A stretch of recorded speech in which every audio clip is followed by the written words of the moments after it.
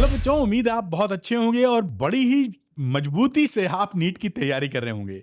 मैं हूं अरविंद सर। कई बच्चे मुझे शायद जानते हो क्योंकि अपना एक बोर्ड पर फोकस करने वाला चैनल है अरविंद एकेडमी के नाम से, जहां पर 1 मिलियन से ज्यादा सब्सक्राइबर हैं। मेरा 25 साल का टीचिंग एक्सपीरियंस है और नीट फिजिक्स के लिए स्पेशली ये चैनल अरविंद नीट मैंने चालू किया हुआ है। यहां पर मेरा पूरा फोकस है कि मैं अपने एक्सपीरियंस और जो सुपर इजी लैंग्वेज है, आसान भाषा में फिजिक्स पढ़ाता हूं, उससे मैं आपकी मदद कर सकूं। क्योंकि बहुत बच्चे के साथ तकलीफ ये रहती है, नीट वाले बच्चों के साथ, अक्सर 99% बच्चों के साथ, कि फिजिक्स से फिजिक्स फोबिया होता है उनको। तो वो ऐसी कोई बात नहीं है, आपको बिल्कुल मदद करूंगा मैं, और एकदम आसान भाषा में, जिससे आप चीजें और अच्छी कर पाएं। तो चलिए इस लेक्चर को शुरू करते हैं। पूरा लेक्चर शुरू से अंत तक देखिएगा और ये लेक्चर बेस्ड होगा पूरे कैलकुलस पर, यानी कि इंटीग्रेशन, डिफरेंशिएशन, जो नीट के पॉइंट ऑफ व्यू से आपके लिए इंपॉर्टेंट है, नीट में जो चीज अप्लाई की जाती है। ठीक, तो चलिए स्टार्ट कर लेते हैं। बहुत ही धांसू लेक्चर। चैप्टर 0 लिख दिया है कैलकुलस, जहां पे इंटीग्रेशन, डिफरेंशिएशन और भी कुछ बातें जो आपके लिए इंपॉर्टेंट है बात करूंगा, इसी पूरे वीडियो में कंप्लीट हो जाएगी।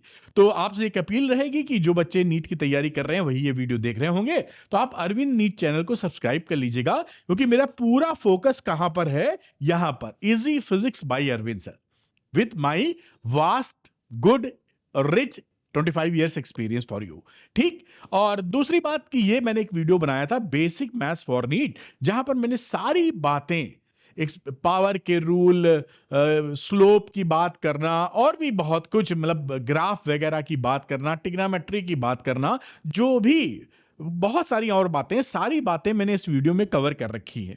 बेसिक मैथमेटिक्स, और मुश्किल से 2 घंटे का वीडियो है। तो यहां पर मैं आई बटन में यहां लगा दूंगा, जो बच्चा देखना चाहे इस वीडियो देखने के बाद क्लिक करके देख सकता है, क्योंकि ये गुणा भाग जो भी चीजें करनी है वो हर जगह इस्तेमाल होंगी, इस वीडियो में भी थोड़ी बहुत इस्तेमाल होने वाली हैं। तो बेसिक मैथ्स नीट के लिए आनी ही चाहिए। और ये जो भी मैं आपको लेक्चर्स दे रहा हूं, अगर आप उसका पीडीएफ चाहते हैं तो आप अरविंद एकेडमी ऐप को डाउनलोड कर लीजिए। उसके स्टोर सेक्शन में जाइएगा बेटा, यहां पर एक फ्री पीडीएफ दिखेगा नीट के लिए, जिसका मैंने प्राइस काफी हाई किया है, जिसे गलती से कोई बच्चा ले ना ले। इसके अंदर जो भी पीडीएफ है वो आपको अनलॉक या ओपन मिलेंगी, उसका डाउनलोड करके अपनी पढ़ाई के लिए इस्तेमाल कर सकते हैं। और अरविंद नीट टेलीग्राम चैनल को ज्वाइन कर सकते हैं, इसका लिंक डिस्क्रिप्शन में मिलेगा, जहां पर मैं आपको अपडेट्स वगैरह देता रहूंगा, जो आपके लिए मददगार साबित हो सकता है नीट की प्रिपरेशन में। ये अरविंद एकेडमी ऐप है, जहां पर आपको वो कंटेंट, पीडीएफ वगैरह सारी मिल जाएंगी। चलिए स्टार्ट करते हैं। तो पहली बात आती है डिफरेंशिएशन की। उससे पहले 2-3 बड़ी बेसिक टर्मिनोलॉजी हम सीख लेते हैं, जो हमारी डिफरेंशिएशन या इंटीग्रेशन में इस्तेमाल होगी। तो पहली चीज होती है कांस्टेंट। आप जानते हैं जो कांस्टेंट चीज है वो हमेशा ही कांस्टेंट होती है किसी भी मैथमेटिकल ऑपरेशन में। मैथमेटिकल ऑपरेशन का मतलब होता है जोड़ना, घटाना, गुणा, भाग, बेसिक। तो उन सब में वो चीज बदलती नहीं है। जैसे कि पाई की बात करें, पाई जान ही रहे हो ना, 22/7 या 3.14 के आसपास। और ई की बात करते हैं तो ये वैल्यूज कांस्टेंट रहती हैं, या कोई संख्या है 3, 4, 5, वो कांस्टेंट है तो वो बदलेगी नहीं। दूसरी होती है वेरिएबल, जो कि मैथमेटिकल ऑपरेशंस में डिफरेंट डिफरेंट वैल्यू होल्ड कर सकती हैं, और वहां पर उसको एक्स, वाई, जेड से रिप्रेजेंट करते हैं। ये भी आपको मालूम है, कोई खास बात नहीं। फिर फंक्शन जानना जरूरी है, क्योंकि डिफरेंशिएशन, इंटीग्रेशन में फंक्शन के ऊपर ही आप ऑपरेशन करते हैं। तो फंक्शन बेसिकली क्या है कि x की एक वैल्यू के लिए आपकी y की डेफिनेट और यूनिक वैल्यू मिले, यानी एक वैल्यू मिले और वो मिले, ऐसा ना हो कि इंफिनिटी हो जाए। समझिए, y इक्वल टू fx लिखते हैं तो ये फंक्शन का ही मामला है, y इक्वल टू fx, और इसे पढ़ते हैं y is a function of x। ये बेसिक चीज है जो नीट के लिए एकदम मामूली चीज आपको ध्यान में रखनी है। जैसे मान लीजिए कोई फंक्शन आपको लिए दिया हुआ है y इज इक्वल टू, क्योंकि मैं ये समझ के आपसे बात करूंगा कि आपको कोई जानकारी नहीं है, सीखने की इच्छा है बस, जिससे मैं आपको सिखा सकूं। तो यहां पर जैसे लिखा y equal to 5x² + 3x + 2 एक फंक्शन दिया हुआ है, और आपको फाइंड करना है कि जब x बराबर 1 होता है तो y की वैल्यू क्या होगी। तो ऐसे में ये आप 9th क्लास से करके आ रहे हैं, वहां पर इस इक्वल इक्वेशन में x की जगह आप क्या करेंगे, 1 पुट कर देंगे। तो ये 5 लिखा, x की जगह 1 पुट कर दिया, ये स्क्वायर था तो 1 का स्क्वायर हो गया, ये x है तो 1 हो गया, और 2 तो कांस्टेंट ही है यहाँ। तो ये वैल्यू 1 का स्क्वायर 1 ही होता है, तो दैट इज 5। और ये तो 3 × 1 1 होता है तो 3, और ये 2 तो 5 3 8 2 10, यानी 10 इसका आंसर आ गया। क्या मतलब है कि ये जो एक्सप्रेशन था, ये जो फंक्शन था, ये जो y लिखा है ना, इसको आप ऐसे भी लिख सकते हैं। इसके बाद लिखना चाह रहा था, लेकिन आप इसको लिखें तो इसको fx भी ऐसे कह सकते हैं, fx बराबर y, या y भी यहां लिख देता हूं। ऐसा बड़ा इस्तेमाल होगा आपको कैलकुलस के अंदर, जो नीट के लिए जरूरी है ना।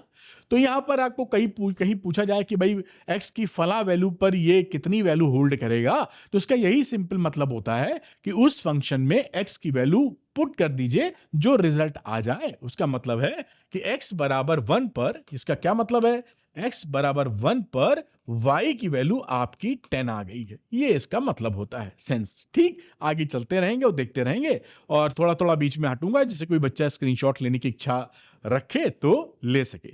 अब हम physical meaning dy by dx की सीखते हैं।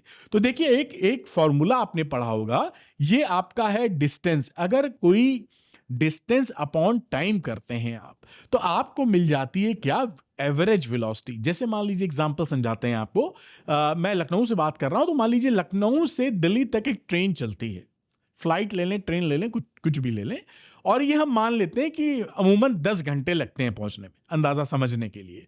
तो जब ट्रेन यहां से चलेगी बेटा, तो कहीं पर प्लेटफॉर्म पे रुकेगी भी, कहीं बहुत तेज भी चलेगी, लेकिन ऐसे करते करते करते करते वो कहां पहुंच जाएगी, दिल्ली। तो न्यू दिल्ली जब पहुंचेगी, हम ये एक मोटा मोटा डिस्टेंस पकड़ लेते हैं कि लखनऊ से दिल्ली तक का डिस्टेंस मान लीजिए 500 किलोमीटर है। तो 500 किलोमीटर को जब उसको हम टाइम से 10 घंटे से डिवाइड करेंगे, तो हमको एवरेज स्पीड मिल जाएगी कि भाई ये टोटल 500 किलोमीटर चलने में कितना लगा। ये तो एवरेज होती है, जहां पर ये जो ट्रायंगल का साइन है, ये डेल्टा है, डिफरेंस है ना।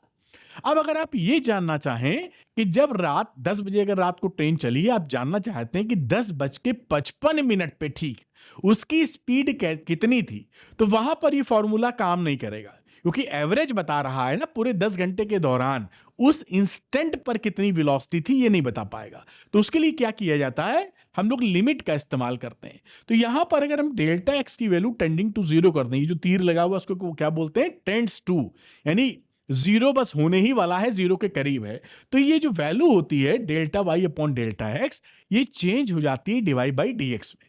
फिर से एक बार देखते हैं यहां पर एक्सप्रेशन को, इसी में ये देखिए डेल्टा एस लिखा था, डेल्टा टी, अगर इसमें हम delta T tending to zero कर दें तो ये ds बाई dt में चेंज हो जाएगा। तो कोई भी फंक्शन जो delta Y upon delta X है, उसमें delta X tending to zero आप कर देते हैं, तो यही एक्सप्रेशन dy बाई dx बन जाता है। बेसिकली ये क्या है, आपको इसके कई मतलब होते हैं, नीट के लिए आप समझते हैं इसको रेट मेजर, यानी जो dx के रिस्पेक्ट में dy कितना बदल रहा है। आप समझ पा रहे हैं ना मेरी बात। तो ये लिमिटिंग प्रोसेस क्या करता है, एवरेज वाली चीज को इंस्टेंटेनियस चीज में चेंज कर देता है। जैसे यहां पर ये जो वैल्यू लिखी है, अगर मैं यहां पर आगे मैं यहीं पे लिख देता हूं, चलिए अगर मैं लिखता हूं यहां पर limit delta T tending to zero और लगा देता हूं delta S upon delta T में, तो ये वैल्यू क्या बन जाएगी बेटा, ds अपॉन dt बन जाएगी। ds अपॉन dt क्या है, v ये वेलोसिटी है, लेकिन किसी इंस्टेंट पे तो उसको इंस्टेंटेनियस वेलोसिटी कहते हैं, किसी क्षण, तो ये ds अपॉन dt बन जाता। तो ये एवरेज वाली बात, जैसे ही आप नीचे की वैल्यू को टेंडिंग टू जीरो कहेंगे, टाइम फ्रेम बहुत कम हो जाता है और वहां पर ये एवरेज वेलोसिटी तब्दील हो जाती है, चेंज हो जाती है इंस्टेंटेनियस वेलोसिटी में। तो ये कई जगह आप इस्तेमाल इसका करते हैं, आपको नॉलेज थोड़ा सा अंदाजा रहेगा तो कोई समस्या नहीं है, बढ़िया ही रहेगा। तो जो dy बाई dx है, जो इसकी बातचीत चल रही थी, ये क्या है, ये dy बाई dx है, is called instantaneous rate of change of y का इंस्टेंटेनियस चेंज है विथ रेस्पेक्ट टू x के रेस्पेक्ट में y का इंस्टेंटेनियस चेंज कितना है, वो dy बाई dx से निकालते हैं। ये रेट मेजर है, रेट मतलब x बदलने पर y किस हिसाब से बदल रहा है, पूरी कैलकुलेस ही यही है बेसिकली बात की जाए। लेकिन आप उस तरफ ना जाएं, हम तो नीट के पर्पस से समझने की कोशिश कर रहे हैं। तो जहां भी dy बाई dt या इस तरह का टर्मिनोलॉजी यूज होगा, वो इंस्टेंटेनियस वेरिएबल, इंस्टेंटेनियस पैरामीटर में चेंज हो जाएगा। ये अगर वेलोसिटी की बात कर रहे हैं तो इंस्टेंटेनियस वेलोसिटी हो जाएगी। अगर एक्सेलरेशन की बात कर रहे हैं, देखिए तो एक्सेलरेशन में आप जब लिखते हैं ए इंस्टेंटेनियस अगर लिखेंगे तो आप लिखते क्या हो, dv बाई dt। उम्मीद है ये आप याद आया होगा आपको। और एवरेज की बात करते हो अगर, तो एवरेज का मतलब होता है, ये एवीजी लिख देता हूं, ये delta we upon delta T. तो ये एवरेज का मतलब हो गया कि भैया डेल्टा वी एक एवरेज चेंज टाइम इंटरवल, ये क्या है, इंस्टेंटेनियस, किसी क्षण कितना एक्सेलरेशन है। ऐसे ही और भी चीजों के वेरिएबल्स को आप यूज कर सकते हैं। उम्मीद है बात आप पकड़ पा रहे होंगे। तो वी इंस्टेंटेनियस क्या हो गया, ds अपॉन dt, जो मैंने बेटा यहां पर आपको करके दिखाया था। उम्मीद है आप कनेक्ट कर पा रहे होंगे। तो आपके लिए जो हम लोग कैलकुलस इस्तेमाल करेंगे तो वो हमेशा जो फिजिकल वेरिएबल्स हैं यानी फिजिकल क्वांटिटीज हैं, वेलोसिटी, एक्सेलरेशन और भी बहुत कुछ, वो इंस्टेंटेनियस वैल्यू निकालने लगेगा उस चीज का। ठीक, इंस्टेंटेनियस का मतलब होता है उस क्षण, उस पल, क्षण और पल तो समझते होंगे हिंदी में, वही मामला है। जैसे मैंने एग्जांपल दिया ट्रेन वेन का, तो ये बात आप पकड़ पाए होंगे, ये थोड़ा सा अंदाजा रहेगा तो हमेशा याद रहता है, जोर नहीं देना पड़ता अपने दिमाग पर। खैर, सवाल भी लगाएंगे अभी हम लोग। अब कुछ थ्योरम्स ऑफ डिफरेंशिएशन की बात करते हैं जो आप इस्तेमाल करेंगे। 4-5 बेसिक थ्योरम है जो नीट में ज्यादातर इस्तेमाल होती हैं। तो पहली बात, अगर कोई कांस्टेंट है और कांस्टेंट का हम डिफरेंशिएशन कर रहे हैं तो इसकी वैल्यू 0 हो जाती। कांस्टेंट तो एक वेरिएबल होता ही नहीं है। जैसे कि यहां पर आपको समझाने के लिए, अगर दो एक नंबर है, कांस्टेंट है, उसको हम टाइम किसी के रिस्पेक्ट में डिफरेंशिएट कर दें तो वो डिफरेंशिएट ना होकर वो रिजल्ट क्या दे देगा? शून्य, है ना, क्योंकि कांस्टेंट का डिफरेंशिएशन 0 होता है। और यह पाई का डिफरेंशिएशन कर दोगे तो वो भी 0 हो जाएगा। किसी भी कांस्टेंट का डिफरेंशिएशन हमेशा 0 मिलेगा आपको। दूसरी बात देखिए, अगर कहीं पर y equal to C U है, यानी आप डिफरेंशिएशन कर रहे हो, c मतलब कांस्टेंट और u वेरिएबल ऑफ x है, फंक्शन ऑफ x, तो यहां पर ये कांस्टेंट c बाहर निकल आता है और du बाई डी आप डिफरेंशिएट कर देते हैं। एग्जाम्पल के तौर पे जैसे समझ पाए, मान लीजिए आप 3x स्क्वायर को डिफरेंशिएट कर रहे हैं, तो ये जो कांस्टेंट है 3, ये डिफरेंशिएशन से बाहर निकल आएगा। कोई भी कांस्टेंट जो होता है वो ना डिफरेंशिएशन इंटीग्रेशन में कोई रोल प्ले नहीं करता, वो बाहर ही आ जाता है, क्योंकि वो बदलता ही नहीं है। और पूरी कहानी डिफरेंशिएशन इंटीग्रेशन की बदलाव पे आधारित है, तो जो बदलेगा ही नहीं तो क्या मतलब इंटीग्रेशन से डिफरेंशिएशन से। खैर, तो 3 बाहर आ गया और dx स्क्वायर अपॉन dx हो गया। तो आप समझ गए कि कोई भी कांस्टेंट अगर मल्टीप्लाई हो रहा है तो वो जब आप डिफरेंशिएशन कर रहे होंगे तो वो इस एक्सप्रेशन से बाहर आ जाएगा। अगली बात, अगर मान लीजिए 3 एक्सप्रेशन लिखे हैं, 3 फंक्शंस जुड़े हैं या घटे हैं आपस में, तो जो डिफरेंशिएशन आप करते हो अलग अलग कर लेते हो प्लस माइनस साइन के साथ। ये देखिए, du का किया, फिर dv का किया, फिर dw किया।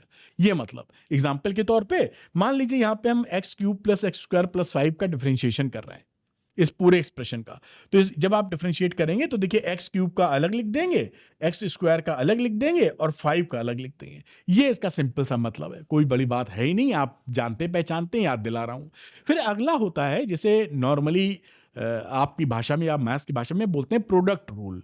तो प्रोडक्ट रूल का मतलब होता है कि जब दो फंक्शन आपस में मल्टीप्लाई हो रहे हो, उसका डिफरेंशिएशन करना पड़ जाए आपको, तो क्या करते हो? फर्स्ट फंक्शन, देखिए u इंटू वी है, तो u पहला फंक्शन, v दूसरा फंक्शन, तो first function differentiation of second function plus second function differentiation of first function, काम खत्म। इसे बोलते हैं प्रोडक्ट रूल।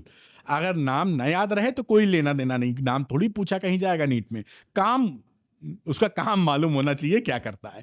एग्जाम्पल के तौर पे जैसे मान लीजिए ये एक फंक्शन x-1, ये x-2 है, मल्टीप्लाई हो रहा है। ये देखिए, प्रोडक्ट होना का मतलब होता है गुणा होना, मल्टीप्लाई होना। अब यहां पर इसको मान लीजिए ये u है, ये पहला फंक्शन, दूसरा फंक्शन, इस पहले फंक्शन को बाहर किया, दूसरे का डिफरेंशिएशन देखो ध्यान से, प्लस फिर दूसरा वाला बाहर किया और पहले का डिफरेंशिएशन, बस ये आंसर आ जाएगा। इसको बोलते हैं प्रोडक्ट रूल। मतलब जहां पर फंक्शन मल्टीप्लाई होके आएंगे उसका डिफरेंशिएशन आप कैसे करेंगे? ऐसे करेंगे। अब इसका एक अगला रूल होता है जिसे बोलते हैं कोशेंट रूल।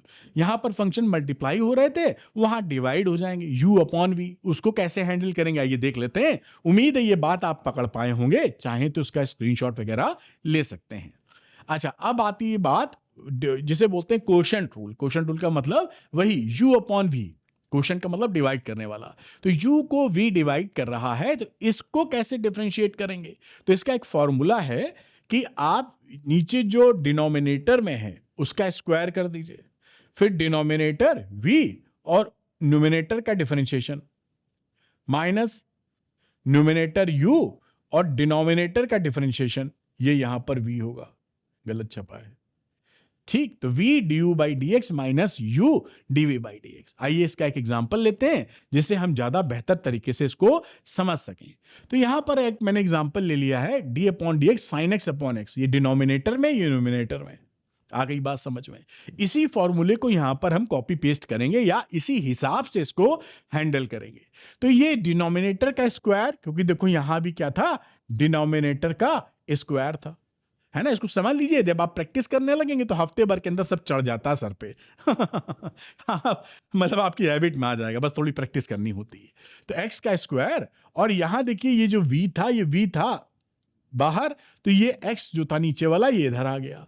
और इस न्यूमिनेटर का डिफरेंशिएशन, जैसे न्यूमिनेटर का डिफरेंशिएशन कोई समस्या नहीं, माइनस फिर न्यूमिनेटर, ये देखिए u, न्यूमिनेटर का u आ गया, और डिनोमिनेटर का differentiation d upon D x, और ये x का डिफरेंशिएशन। इस तरीके से आप इसको लगा देंगे, आपका आंसर आ जाएगा। जो भी डिफरेंशिएशन होता है इसका हो जाएगा। उम्मीद है आप समझे होंगे ये बात। अच्छा, दूसरा बड़ा इंपॉर्टेंट है, तो बहुत इस्तेमाल हो, ये तो उम्मीद है पकड़ लिए होंगे ना, जगह जगह इस्तेमाल होता रहेगा। और ये तो भाई हर जगह इस्तेमाल होता है कि अगर आप x की पावर n का डिफरेंशिएशन कर रहे हैं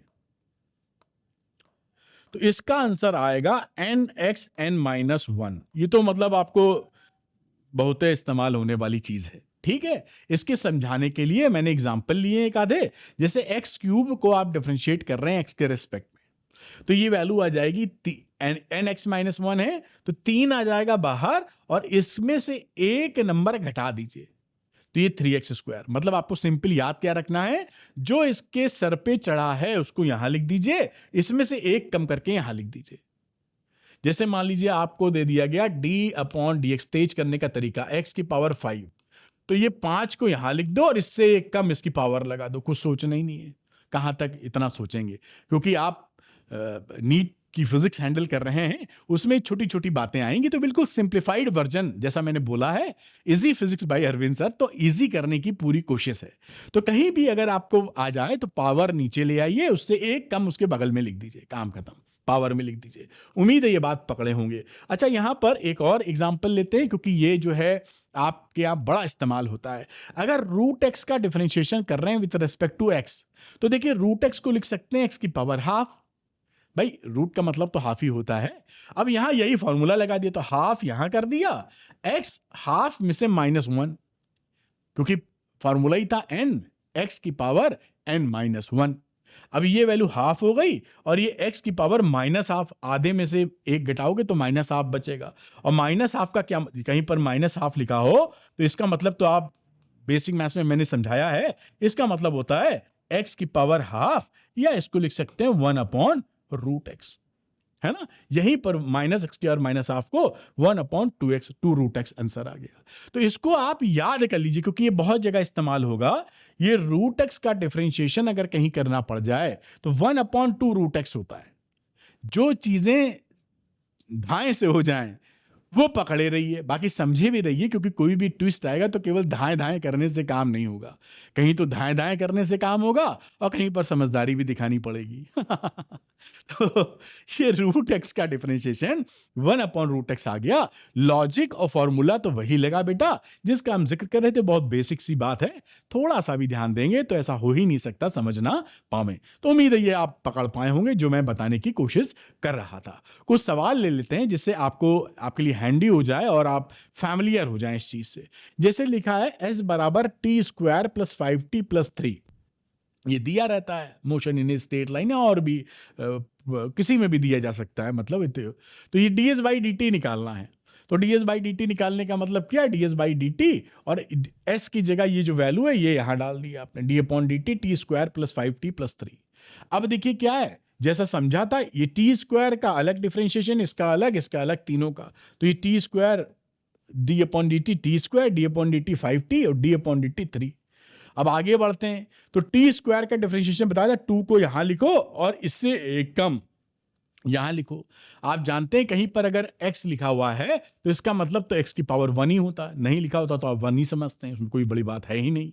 अच्छा, दूसरा ये रहा 5 कांस्टेंट बाहर आ गया, dt/dt कांस्टेंट का डिफरेंशिएशन होता है 0। अब देखिए ये रहा 2t, और dt/dt का डिफरेंशिएशन होता है 1, है ना। अब कहने को तो कई लोग ऐसा बोलते हैं कि ये dx काट दीजिए, आप काट के 1 कर दीजिए।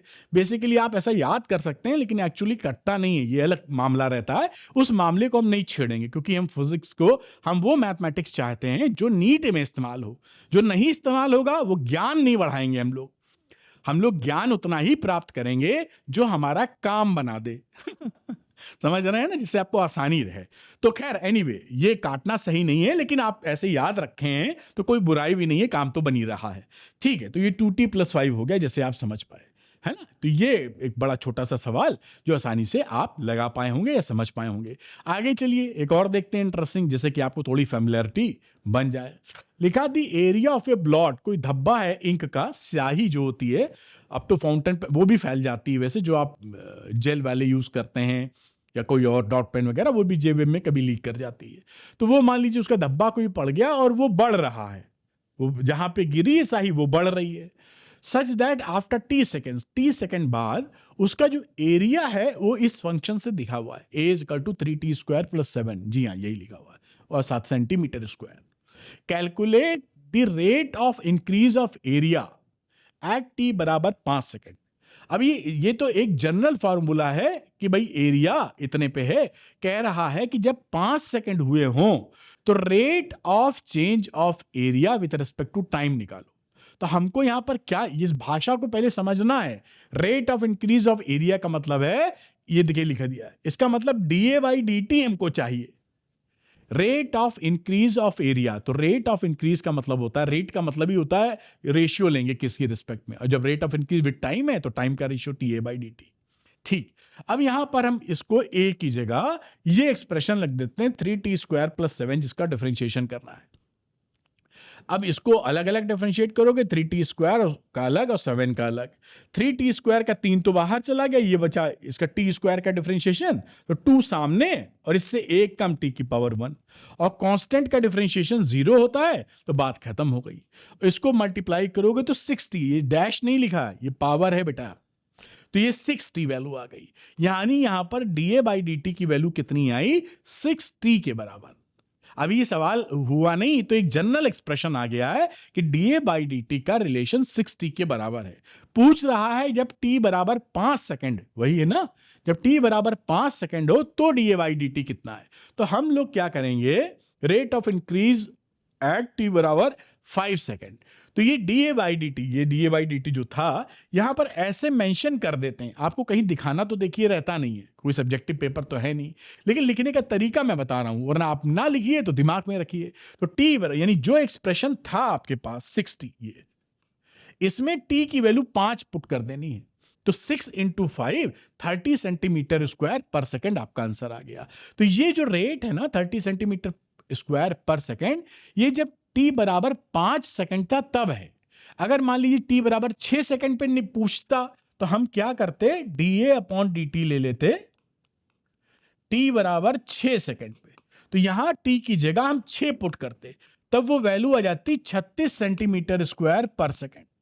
बात समझ रहे हैं ना, जैसे जैसे टाइम बदल रहा है इस सवाल के हिसाब से रेट बढ़ रहा है। ये कहने का मतलब आप पकड़ पाए होंगे किस क्षण किस टाइम पर क्या रेट ऑफ इंक्रीज है, वो यहां से आपको दिखाई पड़ रहा है।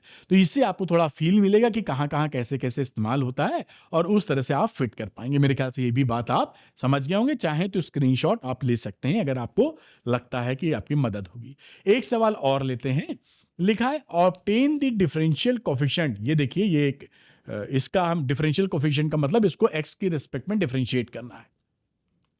तो हमको देखिए ये फॉर्मूला होता है जब कोशेंट रूल में, कोशेंट मतलब डिवाइड बाय u/v का, तो ये पूरे को ऊपर वाले को u मानिए, नीचे वाले को v मानिए, और यही फॉर्मूला लगा देंगे। आइए लगा के देखते हैं। तो d/dx चाहिए था, ये डिफरेंशियल कोफिशिएंट का मतलब इसी को डिफरेंशियल कोफिशिएंट d/dx को बोलते हैं। तो ये x² + 1। अब इसी फॉर्मूले का डिनोमिनेटर का स्क्वायर, तो इसका स्क्वायर देखिए यहां लिख दीजिए। फिर इस फॉर्मूले में देखिए तो डिनोमिनेटर यहां लिखा गया है, और न्यूमिनेटर का डिफरेंशिएशन ये देखिए यहां पर du/dx, फिर माइनस न्यूमिनेटर x² और डिनोमिनेटर का डिफरेंशिएशन। ये बहुत सरल होता है, आप कई बार किए होंगे, नहीं किए तो 4-6 बार करेंगे, दिमाग में चढ़ जाएगा आपके, कोई समस्या ही नहीं। अगर कभी नहीं किया, ऐसा तो हो नहीं सकता कभी ना किया हो, लेकिन फिर भी अब यहां पर इसको थोड़ा सिंप्लीफाई करते हैं। तो ये हो गया x³ + 1 और x² का डिफरेंशिएशन 2x, क्योंकि x² में 2 आ गए और 2 - 1 यानी इधर हो गया, माइनस एक्स स्क्वायर और x cube plus 1। X cube का मतलब है 3 आगे और 3 से 1 कम स्क्वायर, और 1 का डिफरेंशिएशन 0 होता है तो कोई मतलब नहीं रहा। अगर आप थोड़ा सा इसको और लिखना चाहें तो 3 ऐसे करके 0 करके भी कर सकते हैं, अगर कहीं आपको लगता है कि समझने में दिक्कत है। तो ये एक्स क्यूब का हो गया 3x स्क्वायर और 1 का हो गया 0। प्रैक्टिस हो जाएगी तो ये सब लिखने की कोई ज़रूरत नहीं है, मतलब वो तो मेंटल गेम है आपके लिए। अब हम मल्टीप्लाई करेंगे, तो 2x को इससे मल्टीप्लाई किया तो आ गया 2x4, 2x into x cube 2x4, 2x into 1 यानी 2x। दूसरी बात देखिए, तो एक्स क्यूब एक्स स्क्वायर का 3x स्क्वायर से तो माइनस 3x की पावर 4, और डिनोमिनेटर तो एक्स क्यूब प्लस 1 का स्क्वायर था ही। अब देखिए ये जो वैल्यू, ये पावर्स दोनों की सेम है, तो इस 3 में से माइनस 3 में से 2 आप जोड़ोगे तो माइनस एक्स की पावर 4 बचेगा। अब इसकी वैल्यू का एक्सप्रेशन को लिख लिया, देखिए यहां पर 2x, ये देखिए 2x, और ये दोनों एडजस्ट होके हो गए माइनस एक्स की पावर 4। आप जानते ही हैं 2 में माइनस 3 घटाओगे तो माइनस 1 बचेगा, तो माइनस 1 एक्स की पावर 4 नीचे एक्स क्यूब प्लस 1 का होल स्क्वायर, ये आपका आंसर आ गया। तो ये कहीं पर डिवीजन या क्वोशिएंट रूल का आपको इस्तेमाल करना है तो इस तरह से करेंगे, इससे थोड़ा सा आपको अंदाजा मिलेगा, फैमिलियरिटी बढ़ेगी। तो मैं हटता हूं, कोई बच्चा चाहे इसका स्क्रीनशॉट लेना तो ले सकता है। एक कदम आगे बढ़ते हैं हम लोग। अब इंपॉर्टेंट कुछ फॉर्मूले डिफरेंशिएशन के आपके सामने रखते हैं जो जगह जगह लगाए जाएंगे। जैसे आप साइन एक्स का डिफरेंशिएशन करेंगे तो कॉस एक्स होता है, याद कर लीजिए बेसिक फॉर्मूले नीट के लिए। कॉस एक्स का डिफरेंशिएशन माइनस साइन एक्स होता है। दूसरी बात करें tan x का डिफरेंशिएशन तो sec स्क्वायर एक्स होता है। और इसी के बाद बाकी जो और ट्रिग्नोमेट्रिक रेशियो है उनकी बात की जाए तो cosec x का differentiation minus cosec x into cot x हो जाएगा। sec x का डिफरेंशिएशन करेंगे तो sec x into tan x हो जाएगा, और cot x का डिफरेंशिएशन करेंगे तो माइनस cosec स्क्वायर एक्स हो जाएगा। तो ये जो 6 ट्रिग्नोमेट्रिक रेशियो है उनका डिफरेंशिएशन है बेसिक, ये आपको याद होना चाहिए और याद कर लीजिएगा, कोई बड़ी बात इसमें है ही नहीं। अब देखिए कुछ और फॉर्मूले, अगर log x को आप डिफरेंशिएट कर रहे हैं ये बेस e पर, तो अगर log x को डिफरेंशिएट करेंगे तो 1/x आ जाएगा। ex का डिफरेंशिएशन सेम होता है, ex का ex, और अगर e की पावर ax है इसका डिफरेंशिएशन करेंगे तो e की पावर ax को वैसे ही लिख दीजिए, ऊपर वाले टर्म का डिफरेंशिएशन मतलब a आ जाएगा आगे। इसको ऐसे ही याद करिए, ये जगह जो इस्तेमाल होगा वही बता रहे हैं आपके लिए। तो ये a जो है बाहर कर दीजिए, a e की पावर ax, इसको ऐसे याद कर लीजिए। जो जो इस्तेमाल होगा आपके लिए नीट में उसी का निचोड़ आपके सामने है, सारी वो चीजें हम लोग पढ़ेंगे जो इस्तेमाल होने वाली हैं। अच्छा, अब आता है मैक्सिमा मिनिमा, कि भाई अब मैक्सिमा मिनिमा कैसे निकालते हैं। तो इसमें हम उतनी ही बातें समझेंगे जो हमारे नीट के लिए जरूरी है, वरना ये कॉन्सेप्ट काफी मजेदार है लेकिन मैं कॉन्सेप्ट नहीं छेड़ूंगा, हम लोग उतना ही जानने की कोशिश करेंगे जितना नीट के लिए आवश्यक है। तो मान लीजिए कोई फंक्शन है, कहीं पर घट रहा है कहीं पर बढ़ रहा है, तो ये जो मैक्सिमा होता है ये ए पर देखिए मिनिमा है और बी पर मैक्सिमा है। ये निकालने का कैलकुलस से कैसा तरीका होता है, तो सबसे पहले हम क्या करते हैं, जो फंक्शन दिया होता है उसको डिवाइड बाई dx करके 0 के बराबर पुट कर देते हैं, तो हमें वो पॉइंट्स मिल जाते हैं जहां पर मैक्सिमा मिनिमा हो सकता है। समझिएगा, जब इसको आप इस्तेमाल करेंगे तो हमको ये ए और बी पॉइंट मिल जाएंगे। अब फोटो तो हमारे सामने बनी नहीं जिससे हम कह दें मिनिमा है और बी मैक्सिमा है, भाई इससे कैलकुलेट किए कोई फिगर आ गई, ये मान लीजिए x बराबर 2 है, ये x बराबर 3 है, तो इसको करने पर अगर हमारे सामने x बराबर 2 और 3 आ जाए तो हमको क्या पता कि 2 पर मिनिमा है और मैक्सिमा है। ये क्या आ गया है, ये 2 पर मैक्सिमा है कि मिनिमा है, ये फोटो बनी होती तो पहचानते, फोटो तो मिलेगी नहीं। तो क्या करते हैं हम लोग, एक second derivative, higher order derivative बोलते हैं, इसी डिवाइड बाई dx को एक बार और डिफरेंशिएट कर देते हैं। ये जो लिखा हुआ है देखिए, अगर डिवाइड बाई dx लिखा है और उसको आप इस वाले को एक बार और डिफरेंशिएट कर दें ऐसे, तो ये सेकंड ऑर्डर डेरिवेटिव हो जाता है, D square Y upon D X square. इसको बोलते हैं सेकंड डेरिवेटिव। एक बार इसको एक बार और कर देंगे तो थर्ड डेरिवेटिव, खैर वो तो बात की बात है, थर्ड डेरिवेटिव आपके यहां इस्तेमाल नहीं होगा, ठीक। तो आप समझे ना, तो इसी को एक बार और डिफरेंशिएट कर देते हैं और सेकंड डेरिवेटिव की वैल्यू अगर ग्रेटर देन 0 है तो ये होता है मिनिमा। ध्यान रखिएगा, ग्रेटर देन जीरो का मतलब मिनिमा, थोड़ा उल्टा है सेंस, वरना जो चीज ग्रेटर देन जीरो होती है लगता है मैक्सिमा होगी, उसका उल्टा है, ग्रेटर देन जीरो तो मिनिमा, और इसी में अगर लेस देन जीरो हो जाएगा तो मैक्सिमा हो जाएगा। अब यहां पर आ गए तो यहां पर देखिए इसके ऊपर आ गया तो मुझे इसको हटाना पड़ेगा, नहीं आपको ठीक से दिखेगा नहीं, तो चलिए पूरा ही हटा दिया हमने। अब यहां पर आप देख पाए कि मैक्सिमा के लिए पहली बात तो वही थी, पॉइंट पता चले, और अगर ये सिचुएशन मिल जाती है less than zero second derivative, तो आप कहेंगे यहां पर आपका मैक्सिमा है। तो बिना फोटो के ये मदद करेगा, हर जगह फोटो नहीं बना पाएंगे आप, डिफिकल्टी होती ग्राफ खींचने में, है ना, सभी के लिए, इसलिए ये एनालिटिकल मेथड्स या सरल भाषा में इस तरह के मेथड्स का उपयोग करते हैं। तो ये आप पकड़ के रखिए मैक्सिमा मिनिमा के लिए। आइए सवाल देख लेते हैं इस पे। जैसे मान लीजिए यहां लिखा हुआ ये question, the minimum value of Y is, यानी एक फंक्शन है समझ लीजिए, उसकी मिनिमम वैल्यू हमको बतानी है।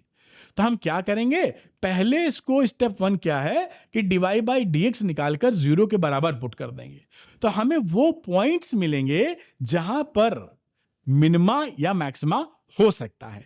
और कहां पे क्या होगा इसको जांचने के लिए सेकंड ऑर्डर डेरिवेटिव का काम d²y/dx² से जानेंगे। ठीक, आइए देखते हैं। तो यहां पर हमने इसको 5x² - 2x + 1 को डिफरेंशिएट किया।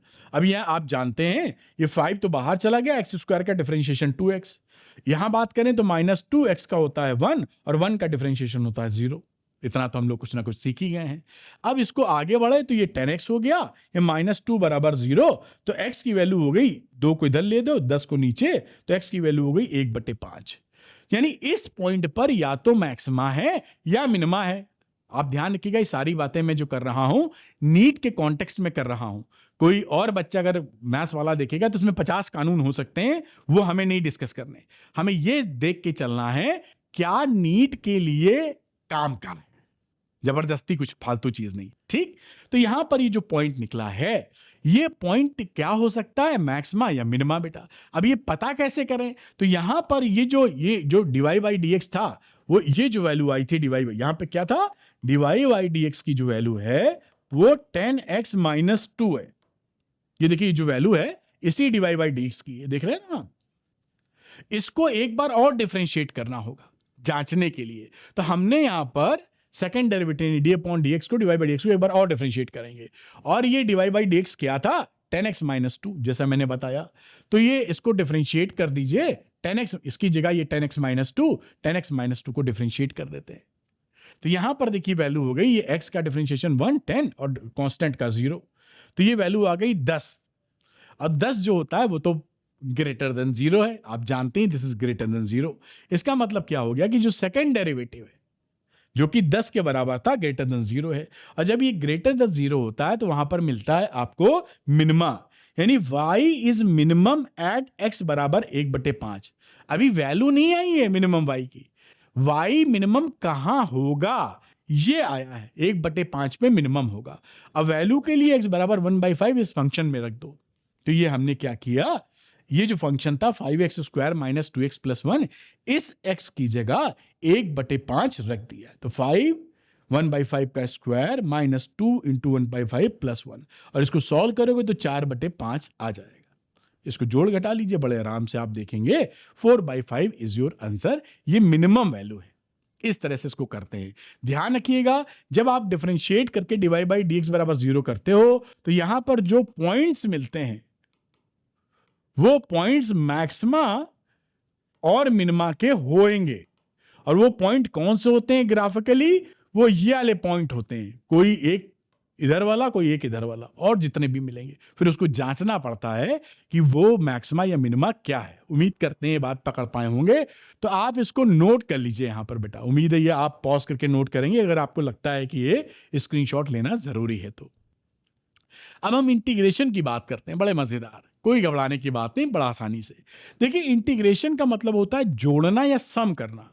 इंटीग्रेशन का जो साइन है वो सम से ही बना है, जो सम है ना, सम का मतलब होता है एस, इसी एस को ऐसे खींच दो तो ये इंटीग्रेशन का साइन बन जाता है। तो इंटीग्रेट करना यानी कि जोड़ना। अच्छा, दूसरा एक सिंबल यूज होता है सिग्मा। तो सिग्मा होता है डिस्क्रीट वैल्यू को जोड़ने के लिए, डिस्क्रीट वैल्यू क्या होती है? 1 2 3 4 ये डिस्क्रीट वैल्यू है। कॉन्टिन्यूअस वैल्यू होती है जो लगातार होती हैं।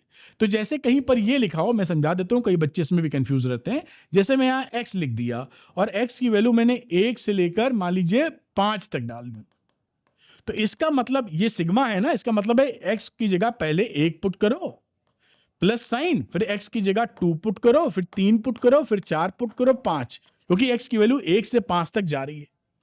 इसको सम करने का ये एक्सप्रेशन होता है जो जगह जगह इस्तेमाल किया जाता है। ये जो 1 2 3 4 5 है, ये डिस्क्रीट वैल्यू है। डिस्क्रीट का मतलब समझते हो ना, अलग अलग वैल्यूज हैं, कॉन्टिन्यूअस नहीं है। अब इसको जोड़ दीजिए, 5 4 9 3 12 2 14 1 15, 15 आंसर आ गया। लेकिन मान लीजिए ये डिस्क्रीट वैल्यू नहीं जोड़नी होती, कॉन्टिन्यूअस जोड़नी होती कि 1 से 2 तक जो हम जा रहे हैं, 1 से 2 के बीच में कितने नंबर होते हैं? इनफाइनाइट। ये नंबर लाइन आपने शायद 9th क्लास में पढ़ी थी।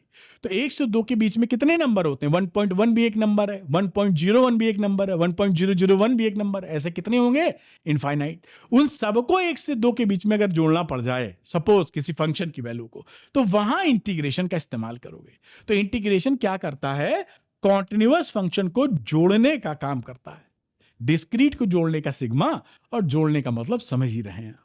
ठीक है, ये मोटा मोटा अंदाजा हुआ। बाकी दूसरी, ये तो कॉन्सेप्चुअल हो गया कि भाई क्या होता है। दूसरा और सिंपल भाषा की बात करें तो इंटीग्रेशन डिफरेंशिएशन का उल्टा होता है। डिफरेंशिएशन का मतलब होता है तोड़ना। खैर वो उस लाइन पे हम तो उतना ही समझेंगे जितना सीधे अटैक किया जा सके नीट पर। ठीक, तो यहां पर अगर हम बात करें कि अगर हम साइन एक्स को डिफरेंशिएट करते हैं और उसकी वैल्यू कॉस एक्स आती है, तो जब हम कॉस एक्स को इंटीग्रेट करेंगे तो साइन एक्स आएगा। ये देखिए, कॉस एक्स को इंटीग्रेट किए हैं इस तरीके से, तो ये साइन एक्स आ गया। अब ये इनडेफिनिट इंटीग्रेशन है, तो अब क्या होता है इनडेफिनिट डेफिनिट बताता हूं। इनडेफिनिट इंटीग्रेशन में हमेशा एक कांस्टेंट ऑफ इंटीग्रेशन जोड़ दिया जाता है। क्यों जोड़ा जाता है इस पे ध्यान नहीं लगाइएगा, फिर आपको मैथ्स पढ़ानी पड़ जाएगी। ठीक, तो इतना ही कि इसमें जुड़ जाता है, बात खत्म, हमारा काम बन जाएगा नीट का। आइए, ये अंदाजा हो गया कि इंटीग्रेशन का मामला मोटे तौर पे क्या है। 2 बातें बताई, कॉन्टिन्यूअस फंक्शन को जोड़ने का मामला, और दूसरा है डिफरेंशिएशन का उल्टा। अच्छा, अब इंटीग्रेशन 2 तरह के होते हैं। एक होता है इंडेफिनिट इंटीग्रेशन, जहां पर मैं डेफिनिट भी सामने ले आता हूं।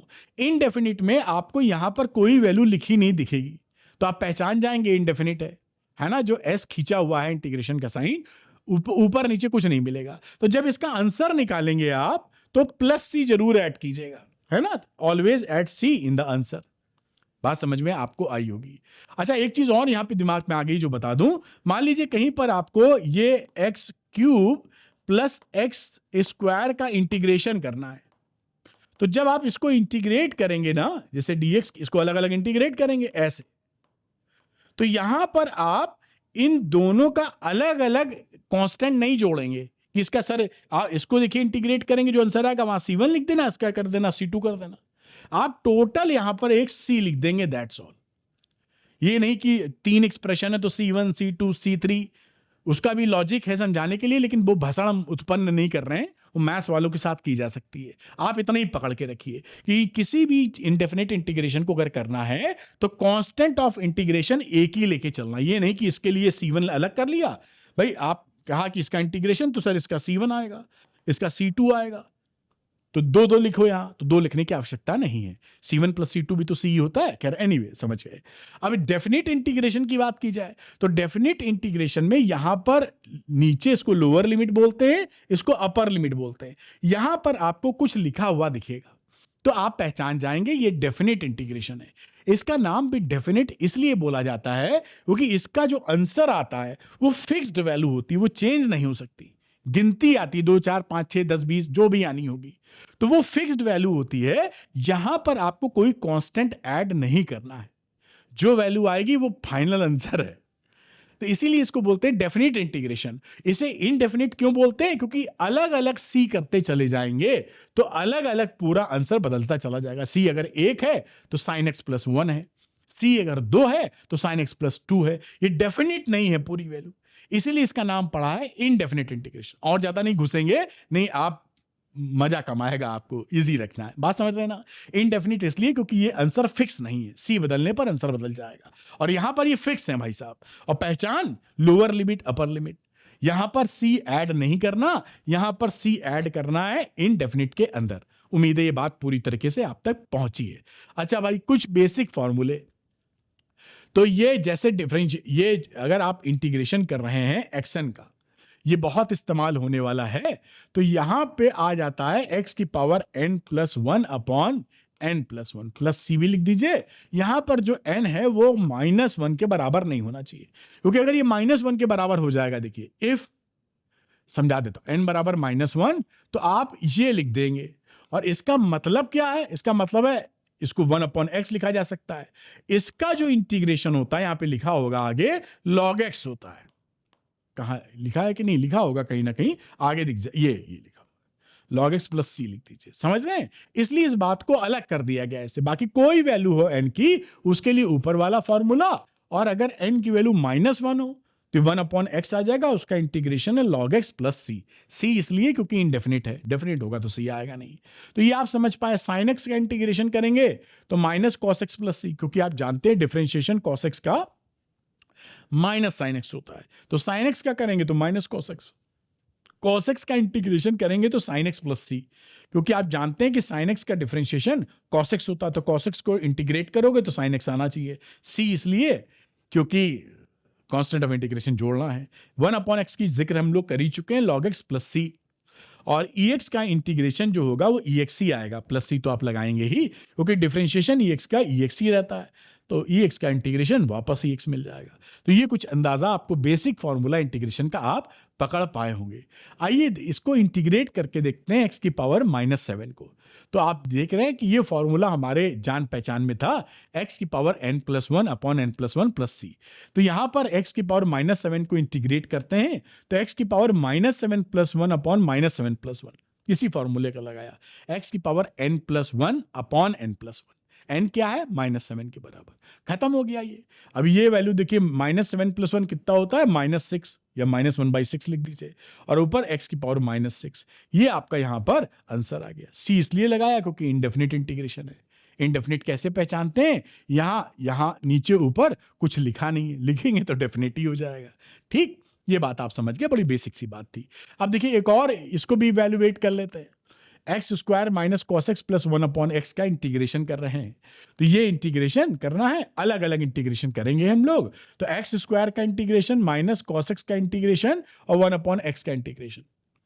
अब यहां पर देखिए, यहां पर तीनों का मिला के एक c है, ये नहीं कि इसका c1 अलग, इसका c2 अलग, c3, केवल एक c जोड़िएगा। ठीक, अब x² का इंटीग्रेशन हो गया x की power n+1 upon n+1, 2+1 upon 2+1।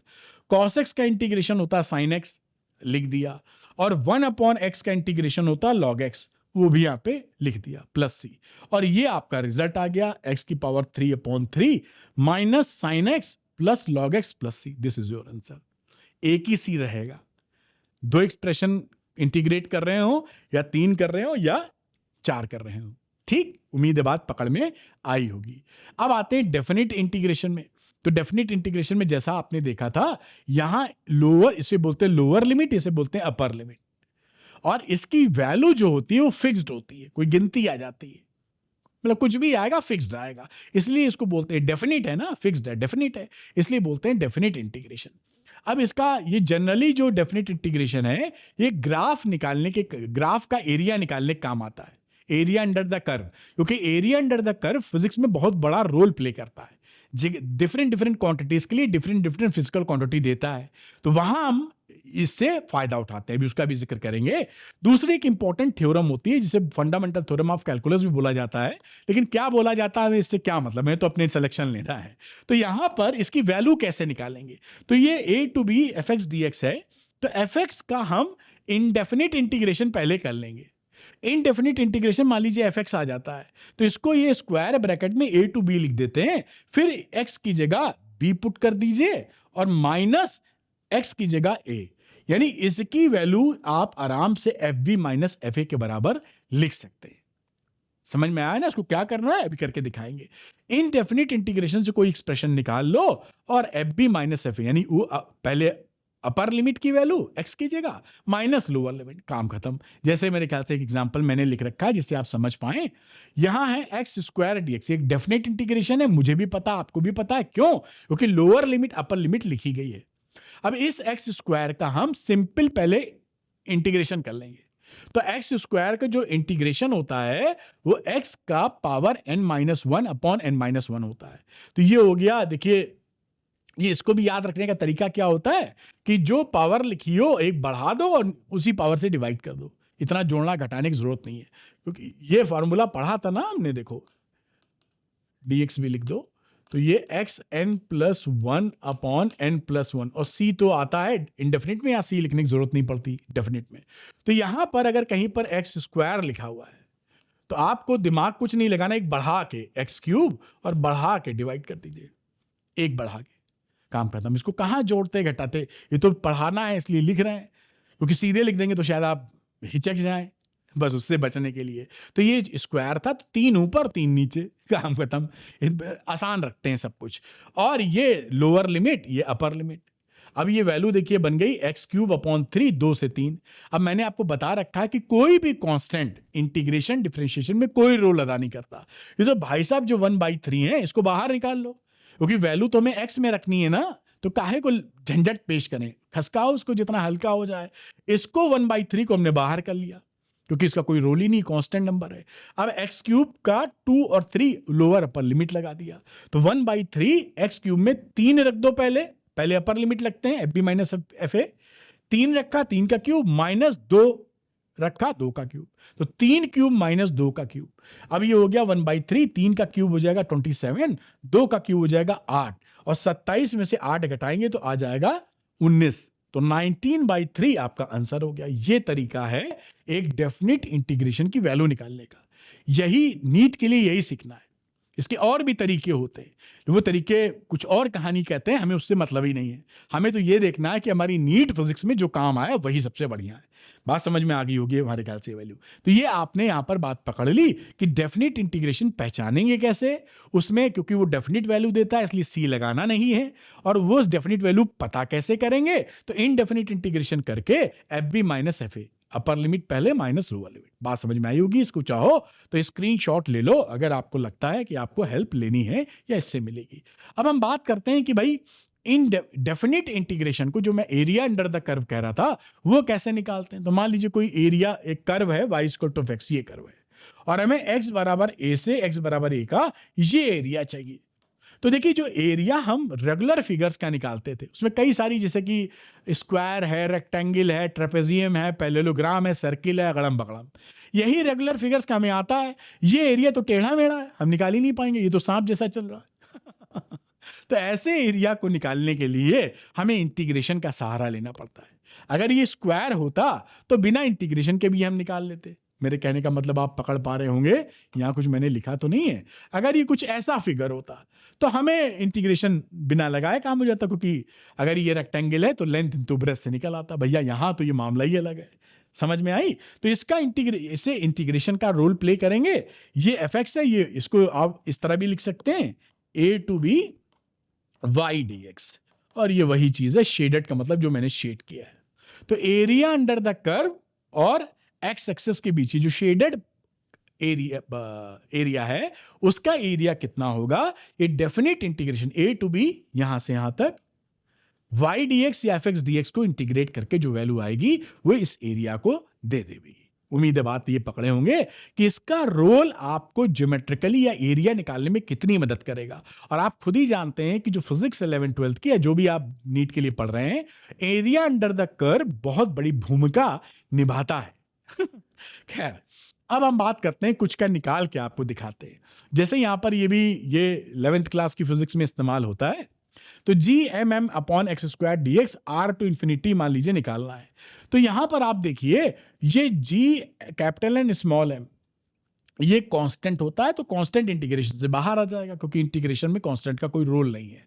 तो ये integration 1 upon X square dx बचा। अब 1 अपॉन एक्स स्क्वायर को हम करेंगे इंटीग्रेट। ये इसको मैंने आपको इजी करने के लिए x की पावर -2 कर दिया है, जैसे आगे इंटीग्रेशन में समझाते बने। यहां GMM अब ये वैल्यू हो गई -2 + 1, नीचे -2 + 1।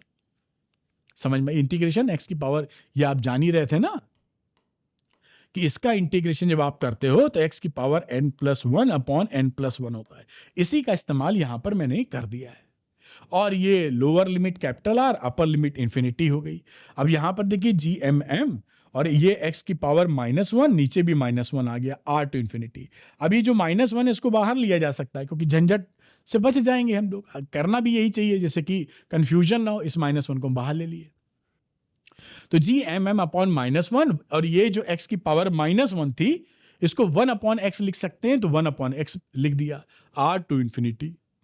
अब पहले अपर लिमिट रखो माइनस, फिर लोअर लिमिट रखो, तो ये वैल्यू -1 इधर चला गया, मतलब -GMM, और ये पहले इन्फिनिटी रखा तो 1/∞ माइनस 1/r। आप जानते हैं ये बेसिक मैथ्स में मैं पढ़ा चुका हूं, 1/∞ की वैल्यू होती है 0, तो ये वैल्यू हो गई आपकी 0 -GMM 0 -1/r। तो -1/r को इससे मल्टीप्लाई करोगे तो वैल्यू आ जाएगी GMM/r। आंसर आ गया। आंसर आने का मतलब है जहां इसकी आवश्यकता आपको पड़ेगी वो आप निकाल पाएंगे आसानी से, कोई समस्या की बात नहीं, एकदम आसानी से काम कीजिए। खैर इसको चाहो तो नोट कर लो, अगला चाहो तो नोट कर लो, अगला भी लेते हैं जिससे आपको थोड़ा और फेमिलियरिटी महसूस हो। ये भी ये कुलाम्स लॉ वाली कहानी है, वहां पे चैप्टर पहले ही चैप्टर में है 12th के। तो यहां पर देखिए फिर वही करेंगे हम लोग, जो कांस्टेंट चीज होती है वो इंटीग्रेशन से बाहर आ जाती है। तो ये देखिए -k Q1 Q2 बाहर और इंटीग्रेशन R1 R2 और 1/x² इंटू dx। अब आप जान ही चुके थे -k1 K2 और ये 1/x² को x की पावर -2 + 1 -2 + 1, ये जो पीछे किए तभी दोबारा किया है, R1 to R2। अब यहाँ पे -k Q1 Q2 ये वैल्यू हो जाएगी -1/x, ये हो जाएगा x की पावर -1, ये -1 और ये -1 लिखा हुआ है, ये ना, इस -1 को चाहो तो बाहर निकाल लो, ज्यादा आसान हो जाता है। ये k Q1 Q2 ज्यादा माइनस लिखे हो तो गड़बड़ी के चांसेस बढ़ते हैं, इसलिए अक्सर ऐसा किया करो। 1/x ये R1 R2, तो पहले अपर लिमिट रखो माइनस लोअर लिमिट, तो k Q1 Q2 पहले upper limit 1/R2 minus lower limit 1/R1, और ये एक्सप्रेशन आपका आ गया। ऐसे ही खूब इस्तेमाल आप करते हैं, आराम से करते रहिए, कोई भी दिक्कत नहीं हो सकती। ठीक है, अब आप बात करते हैं, एक और एग्जाम्पल ले लेते हैं कि भाई मान लीजिए cos x का डेफिनेट इंटीग्रेशन कर दें, अब लोअर लिमिट -π/2 अपर लिमिट π/2, तो इसका जो इंटीग्रेशन आप करेंगे cos x का, सिंपल इनडेफिनेट इंटीग्रेशन क्या है, sin x, और -π/2 टू π/2। अब यहां पे वैल्यू रख दीजिए, sin π/2 माइनस, ये पहले π/2 रखी, माइनस ये वैल्यू लोअर लिमिट -7/2। आप जी जानते हैं ये बेसिक मैथ्स में मैंने कवर किया है कि साइन माइनस थीटा की वैल्यू माइनस साइन थीटा होती, तो ये साइन माइनस थीटा है तो ये माइनस बाहर निकल आएगा तो माइनस माइनस प्लस हो जाएगा, तो साइन π/2 प्लस साइन π/2। अब आप और हम दोनों जानते हैं कि साइन π/2 की वैल्यू 1 होती है, तो 1 + 1 which is equal to 2 and this is your answer. देखिए कितने आराम से आप निकाल पाए, इंडेफिनिट, बिल्कुल आराम से, कोई तकलीफ नहीं है, शांति बनाए रहिए, प्रेम से पढ़ते रहिए, सब करवा दूंगा एकदम, ये मेरा आपसे वादा है। Easy physics by Arvind sir. अगर आपको किसी का लेक्चर आपको देख के लगता है, कई बच्चों को, एक की तो बात नहीं कह सकते, एक को तो हो सकता बहुत समझ में आ जाए, हो सकता कुछ ना समझ में आए, अधिकतर बच्चे अगर ये लिखते हैं कि फला टीचर ने इस टॉपिक को आपसे बहुत इजी वे में समझाया है, तो मैं आपसे वादा करता हूं कि मैं उस पर दोबारा वीडियो बना दूंगा, पूरी कोशिश करके कि उससे भी आसान शब्दों का प्रयोग करूं, क्योंकि ईश्वर की कृपा रही है और मैं आसान भाषा का इस्तेमाल कर लेता हूं, क्योंकि उस तरह से समझता हूं मैं, तो वो मैं आपके लिए एकदम करूंगा, क्योंकि आप में जो फिजिक्स फोबिया है वो मुझे निकाल के रहना है। और कहीं आप ये निकल गया आपके दिमाग से कि भाई फिजिक्स में कर लूंगी या कर लूंगा 150 प्लस 160 प्लस, तो आपके सिलेक्शन को कोई रोक नहीं सकता यार। तुम फिजिक्स साल भर पढ़ते कहां हो, पढ़ते तो बायो हो साल भर, फिजिक्स तो अंतिम 3 महीना 2.5 महीना जो मिल जाए, अगर पढ़ो तो काम ही बन जाए। खैर एनीवे, वो सब बातें तो आप ज़्यादा बेहतर समझेंगे। अब आती है एवरेज वैल्यू, ये भी बड़ी इंपॉर्टेंट है और आपके कैलकुलस में या जहां फिजिक्स में काफ़ी इस्तेमाल होती है, ये जानना ज़रूरी है आपको। तो देखिए जो एवरेज, जैसे डिस्क्रीट वैल्यू होती है ना, जैसे मान लीजिए आपने कहा x1 और x2 की एवरेज वैल्यू निकालो, तो आप करते हैं x1 + x2 अपॉन 2, जिसने नंबर ऑफ ऑब्जर्वेशन से डिवाइड कर दिया और सम ऑफ ऑब्जर्वेशन, ये डिस्क्रीट। लेकिन जब कॉन्टिन्यूअस मामला होता है, ये डिस्क्रीट वैल्यू, डिस्क्रीट मतलब अलग अलग जो वैल्यूज होती है, अलग अलग वैल्यू को आप एवरेज निकालना पता ही है ना, कि sum of the observations upon number of observations. इसी तर्ज पर अगर कॉन्टिन्यूअस फंक्शन आ जाता है तो कैसे निकालेंगे, वो चीज बताई जा रही है यहां पर। तो मान लीजिए कोई फंक्शन है y इक्वल टू x, जिसकी इस इंटरवल में हम एवरेज वैल्यू निकालना चाहते हैं कि x जो है a से बड़ा या बराबर है, b से छोटा या उसके बराबर है। तो उसका फॉर्मूला क्या होता है, y एवरेज। वही तर्ज, ये जो सम और ये नंबर ऑफ ऑब्जर्वेशन, मैं पूरा नहीं लिख रहा हूं, चलो ऐसे। तो सम का मतलब है कि इस पूरी वैल्यू को जोड़ना है, तो इसको जोड़ने का प्रोसेस क्या था, इंटीग्रेशन। तो a to B Y dx, ये जोड़ दिया। यहां था नंबर ऑफ ऑब्जर्वेशन, तो ये नंबर ऑफ ऑब्जर्वेशन में कॉन्टिन्यूअस वैल्यू है, इसलिए a से b dx कर देते हैं। इस फॉर्मूले को याद कर लीजिए, a से b dx करने का मतलब है b माइनस a। अगर इसको याद नहीं रख पाएंगे तो b माइनस a याद कर लीजिए। इस फॉर्मूले से आप कॉन्टिन्यूअस फंक्शंस की एवरेज वैल्यू उस इंटरवल में निकाल पाएंगे। उस इंटरवल में y dx करके इंटीग्रेट करना है और upper limit minus lower limit से डिवाइड करना है। This is the average value of the continuous functions. ये डिस्क्रीट वैल्यू की कहानी आप जानते थे, बहुत अच्छी समझ पाए होंगे ना ये क्या किया हमने। अगर आपसे बोला जाए कि 3 डिस्क्रीट वैल्यूज हैं, इनका एवरेज बताइए, तो आप क्या करते थे, तीनों को जोड़ते थे, sum of observations upon number of observations, ये एक्स एवरेज लिख सकते हैं इसको आप, यही तो करते थे। लेकिन अगर ये डिस्क्रीट ना होके कॉन्टिन्यूअस है, ये मामला इस्तेमाल किया जाएगा। उम्मीद है कुछ अंदाजा आपको मिला होगा, सवाल लेंगे तो और क्लियर होगा। ये देखिए इंटरेस्टिंग सवाल है। अभी इस फैक्ट को अगर आपको नहीं पता है तो इस सवाल में लफड़ा हो सकता है। खैर, तो लिखा था वेलोसिटी टाइम ग्राफ, ये देखिए वेलोसिटी ये है और टाइम इधर लिखा हुआ है। velocity time graph shown in the velocity time graph of a car moving along a straight road। एक कार चल रही है, उसका फोटो उसका ग्राफ बनाया है as shown in the figure। The average velocity of the car in the first 25 second. इस graph की मदद से बताना है average velocity of the car 25 second के अंदर। तो 25 सेकंड का मतलब है 0 से 25 तक।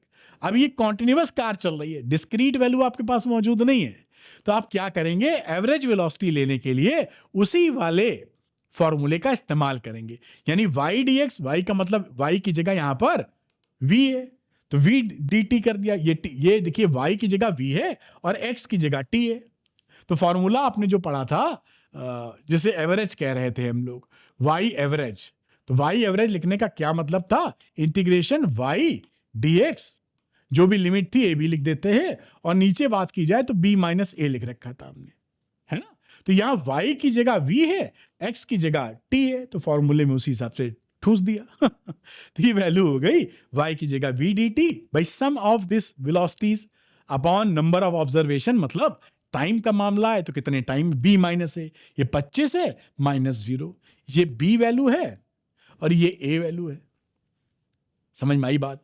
अब देखिए यहां पर ये क्या है, आप जानते हैं कि ये जो इस डेफिनिट इंटीग्रेशन का मतलब है area under the curve, area between the curve and between the x axis, है ना। तो ये हो गया एरिया ऑफ वीटी ग्राफ, ये पूरा एरिया बिटवीन t बराबर 0 एंड t बराबर 25 के बीच में। ये शेडेड एरिया आपको दिख रहा है ना मेरे ख्याल से, और नीचे तो 25 माइनस 0 का मतलब 25। अब ये जो एरिया है ये है क्या, ये ट्रेपेजियम है। ट्रेपेजियम के एरिया का फॉर्मूला उम्मीद करते हैं आपको याद होगा। इसकी जो पैरेलल साइड्स होती हैं, ये मान लो ए बी नहीं लिखेंगे क्योंकि ए बी समझाया है, इन पैरेलल साइड्स का सम और साथ में इनका हाइट से मल्टीप्लाई अपॉन 2 करके, तो sum of the sides parallel sides. ये देखिए कितनी है, तो ये देखिए 20 माइनस 10, ये 10 है। इस साइड का कितना हिसाब है, 25, तो 25 plus 10 sum of parallel sides upon 2 into 20, that is height. आप पैरेललोग्राम का एरिया जानते हैं ना, यहां कहीं बना दें क्या। ये अगर एक पैरेललोग्राम हमने बनाया, ये हम बेसिक मैथ्स में बता चुके हैं आपको, जिसका लेक्चर का मैं शुरू में आई टैप दिया, डिस्क्रिप्शन में लिंक भी मिल जाएगा। ये अगर ए है, ये अगर बी है, ये अगर हाइट एच है, तो इस ट्रेपेजियम का जो एरिया होता है वो a प्लस बी अपॉन 2, जैसा कि sum of parallel sides into H कर देंगे आप, ये एरिया होता है ट्रेपेजियम का।